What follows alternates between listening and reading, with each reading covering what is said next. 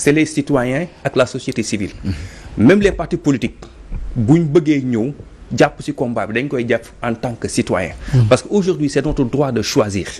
ñun ñoo joxe mandat à quelqu'un mandat wam jot mu war ñu doole pour ñu tànn ku ñu neex mu président Macky Sall nañu du fi amee donc balaa muy nekk problème mu keneen man Abdourahmane Sall en tant que citoyen sénégalais sama problème la c'est un combat que je dois mener.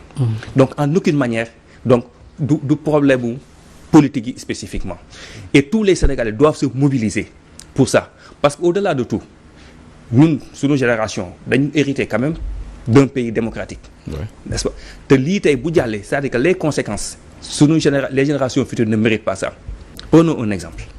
Tey le décret que le président de la République bi mu jël annulé convocation corps électoral bi mais loolu bu jàllee qu'est-ce que ça veut dire ça veut dire que dans l'avenir la fameuse phrase bi ñu doon wax ñun ñëpp quand le conseil constitutionnel décide c'est fini ñun ñëpp dañu fiéroon ci loolu mu amul un consensus. c'est-à-dire que tey ça veut dire que dans l'avenir à tout moment du processus le président de la République bi fi nekk mën na jël son décret annuler le processus. Cela veut dire que dootuñu wax tey bu conseil constitutionnel waxee rek jeex na si la loi passe qu'est-ce que cela veut dire naam ñi ngi naan du révision mais kii la. dérogation la mais qu'est-ce que ça veut dire ça veut dire que bu ñu demee ba 15 décembre wala avant mais ils peuvent encore faire une dérogation. Et ça et bu boobaa day valable parce qu'il y a une jurisprudence bu ko permettre aussi bien mën nga def dérogation même sur le nombre de mandats qu'est-ce qui empêche de manière dérogatoire nga dem ba chaque année président Macky def na 2 mandats on met une dérogation pour son mandat permettre ko 3e qu'est-ce qui l'empêche boo waxee ñu ne réviser wu ma l'article qui 103 bi laalu ma ko dama def juste une dérogation pour lui permettre de manière transitoire mu def 3e mandat. Qu'est-ce qui empêche même la forme de la République? Qu'est-ce qui empêche un président ñëw daan ne damay def dérogation pendant 1 an que le Sénégal soit une monarchie? Qu'est-ce qui l'empêche? Moo tax tey ñun il y a toute une responsabilité boo xam ne dafa peser sur l'ensemble des citoyens sénégalais qui doivent se lever pour se battre. Maintenant, il est évident que techniquement l'élection ne peut pas se tenir le 25. Ça c'est techniquement.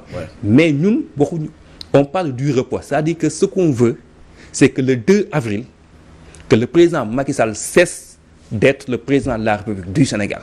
Maintenant, dans quelles conditions on pourra organiser l'élection fii ak 2 avril ou bien même peut-être même mu kii si loolu après mën nañ waxtaan xool naka lañ koy defee y a pas de problème mais ce qu'on ne veut pas c'est ouvrir benn yoon buy tax ñuy valider le report ba nga xam ne tey à tout moment tout président qui vient dina mën a def une mesure dérogatoire pour mën a donc modifier forme république bi rallonger et ça c'est un combat de tous les Sénégalais. jàppoon ne ardeur yi wàcc na fi mu nekk nii peut-être je sais pas nan la wàccee xëy na dinaa ci ñëw parce que li ma ko bëgg a koleel mooy dialogue bi ñu annoncé ak yooyu noonu comme genre je sais pas ndax contre fa lañ ko tuddee wala déet mais est-ce que fi mu nekk nii jàppoon ne tension bi dëkk bi amoon bi ñu annoncé report bi quelque temps après ñu ngi commencé di ko digérer ndànk-ndànk sentir loolu. En tout cas bu ñu ko digérer ñu ngi def erreur bu grave. Et demain on portera la responsabilité devant les générations futures. On n'a pas ce droit-là. On n'a pas ce droit. kenn waruñu ndax yóbbu ñu dans de faux débats yoo xam dañ ko créer qui n'existe pas juste pour donner des sujets dans les plateaux de télévision pour faire passer ce qu'ils veulent parce que c'est des faux débats qu'ils créent pour occuper kii ne A kii ne B ñu ne bon il y a divergence et puis eux ils avancent par rapport à ce qu'ils veulent. D'accord. Dafa mel ni mooy question bi Issa wax Ayoba est-ce que tey report bi c'est pas acté suñu gisee mbir yi ni muy doxee jamono ji au ralenti tey les 7 sages ont avait 6 jours yi defe naa ne tey jii fekk na mu mët pour prononcer. Bon techniquement ils ont 1 mois pour se décider juridiquement ils ont 1 mois pour se décider pour vider la question mais le report est acté. Le report est acté parce que comme ni ko Abdourahmane waxee léegi techniquement ce n'est plus possible d'organiser une élection le 25 février boo dégloo bu baax les réactions successives des États-Unis fan yii yëpp mooy il presse le président Macky Sall d'organiser une élection avant son départ le 2 avril avant la fin de son mandat démb rek ci secrétaire d'État américain bi ko porte-parole bi di wax journaliste dafa insister ni ko est-ce que élection mën na tenir le 25 mu ne ko fii ak le 25 moo ñu doon gënal mais le plus rapidement possible c'est-à-dire avant le 2 avril c'est-à-dire li ñuy waxtaan fan yi naan mois de mars il faut impérativement tenir la présidentielle avant la fin du mandat parce que au-delà du 2 avril dañuy créer fii benn situation boo xamante ni xaw ma nan lañ koy gérer parce que Macky Sall ne sera plus président à partir du 2 avril ak lu ko loi bi mën a may ak lu ko conseil constitutionnel mën a may suñu constitution mayu ko muy doon président au-delà du 2 avril loolu c'est un fait et il est là palpable maintenant nag nan la ñuy organiser nan la ñuy waxtaanee ba organiser élection balaa le 2 avril dégg naa kenn ci ñoom Doudou Ka je pense muy évoquer une présidentielle avant juin je pense que ñu ngi jéem a wàcc léegi jóge nañ décembre et ñëw nañ ba juin je pense que bu ñu puusaatee mën nañ ñëw ba mars ñu organiser et je pense que loolu mooy doon jàmmu ñëpp et puis ñu conserver liste bi nga xamante ne conseil constitutionnel moom la joxoon et qui n'est susceptible je rappelle d'aucun recours parce que conseil constitutionnel c'est une liste définitive la joxe susceptible d'aucun recours ñu conserver liste boobu ñu permettre candidats yi ñu dem campagne pendant 3 semaines ñu organiser une élection après ñu seet leneen. mais par rapport à la plainte bi nga xamante ne tey procureur jël na kon li ñu déposé woon à assemblée nul na. loolu ndax saay na tey jii mbiru stabilité réew mi élection yi ñu jëm ci dans les plus brefs délais c'est entre les mains du conseil constitutionnel est-ce qu'ils ont le droit de laisser perdurer doute bi ñu nekkee ak tension bi nga xamante ne. réew mi pour man waru woon sax jël temps 1 mois parce que conseil constitutionnel dafa tënk boppam ci ñaari jurisprudence yoo xam ne ci moom la jóge muy jurisprudence bi ñu génne sur l'affaire nu mu tuddati en 2016. réduction mandat mooy ci réduction mandat bi ñu nee Macky Sall mënoo wàññi sa mandat ba pare ñoom ñu dolli ci yemuñ ci mënoo wàññi de dañ ko ne mënoo yokk te kenn wax lawu leen ko de mooy tax yàlla buy defar.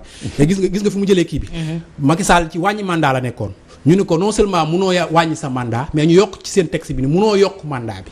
donc jurisprudence boobu tëj na conseil constitutionnel. suñu waxee ci suñu jëlee ci compétence bi en 2006 ñoom Ousmane Tanor Dieng ñoom ci dañoo déposé woon tamit recours bu ni mel conseil constitutionnel il s'est déclaré compétent pour juger kon tëj na verrouillé nañ seen bopp ñaari yoon. donc ça me surprendrait que ñu génnee beneen décision bu dul rejeter loi bi nga xamante ni moo jógee assemblée nationale parce que ñoom ci boppam jugé nañ ko ba pare à travers 2 jurisprudences yi ma la cité léegi donc ça me surprendrait vraiment. mais tey ci tontu boobu président de la république dañ dégg mu ne su conseil constitutionnel addo dina xam ban position lay taxawee est-ce que du woon rek je vais me conformer à li conseil constitutionnel wax loolu lañ doon xaar mais sa réponse ça laisse. C'est une réponse ouverte. Bon, c'est une réponse ouverte et qui peut susciter beaucoup de questions quand on se base sur li xewoon. Gis nañ affaire Ousmane Sonko, il y a eu des décisions de justice yu taxaw Macky Sall appliqué wu ko 2 fois donc et puis temps yi mi ngi ñuy menacer probablement que l'armée ou bien en tout cas des forces organisées noonu la ko tuddee pourraient prendre le pouvoir kenn xamul aujourd'hui lan moo nekk si boppam qu'est-ce qu'il nous prépare véritablement parce que Macky Sall jëpp xam nañ li mu bëgg def moom kenn mënu ko tere def. opposants yi ñoo ko théorisé woon aussi au début. ñoo théorisé woon. loolu ci ñoom lañ ko njëkk di déggee ñeneen mën nañ ko fu nguur gi. waaw mais xam nga un opposant. est-ce que ñëwul répété ko pour tiital leen yéen. waaw mais quand le président de la République. se permet de répéter tout ce que disent les opposants quand même c'est extrêmement grave man mën naa toog fii en tant qu'opposant wax mais quand le président de la République le chef d'État se conforme aux propos de l'opposition. waaw di ñu wax kii parce que tout simplement les opposants l'ont dit quand même ça m'inquiète. J'ose espérer que c'est pas ça. Que jàppul waxu opposants yi daal di kopp ñoo ko wax maa ngi leen ko wax nekk. dans ce j'ose espérer que bon avec lui c'est vrai qu'on sait jamais mais j'ose espérer que c'est pas ça. En tout cas ce qui est sûr et certain c'est que des juridictions ont décidé le président Macky Sall n'en a fait que pur. Donc tey aussi bu waxee loolu tamit ça peut laisser des interrogations lan moo ay intentions. En tout cas moi rien ne me surprend si président ba ku ne ma woon nañ toog ba à la veille de l'élection présidentielle de la campagne électorale le samedi ñun ñu ngi jógee woon suñu enregistrement à 14h que le président de la République se met devant les Sénégalais pour dire que j'ai annulé les élections avec un président comme ça il faut s'attendre à tout. mais est-ce que amul ñu est-ce que nekk na loo xam ne aussi loo xam ne président rek jàpp nga ne moom moo ko jël décision bi parce que gis nañu bi décision bi génnee ay wax di jóge fu ne nit ñi naan est-ce que réellement amul ñeneen ñu ci d'accord ci ñu def report bi mais peut-être xëy na il n'ose pas s'assumer. C'est ça qui est plus grave d'ailleurs. C'est ça qui est plus grave. La Constitution dit que le président c'est le gardien de la Constitution, des institutions et tout. Président même bu Sénégal yi fu bëggul di ko wax ci suuf moom vu sa position mu war a doxal respecter la Constitution fii ñëpp kenn waatul respecter Constitution à part moom. C'est lui qui a juré devant Dieu et devant les Sénégalais de respecter la Constitution. Maintenant bu fekkee ay nit ñoo wax loo xam ne du yoon du dëgg mu bëgg ci basé wu pour kii non et loolu yëpp c'est des prétextes. Tu sais moi j'évite ñu may dugal dans un faux débat.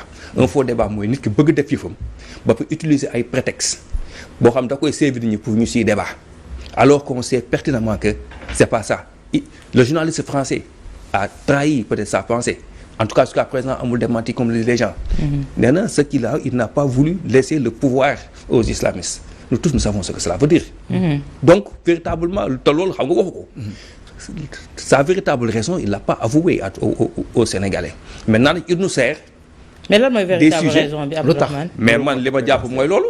mooy lan mooy il a analysé la situation. Président Macky Sall c'est un ingénieur c'est un statisticien il a analysé la situation il a su qu'il va perdre le pouvoir.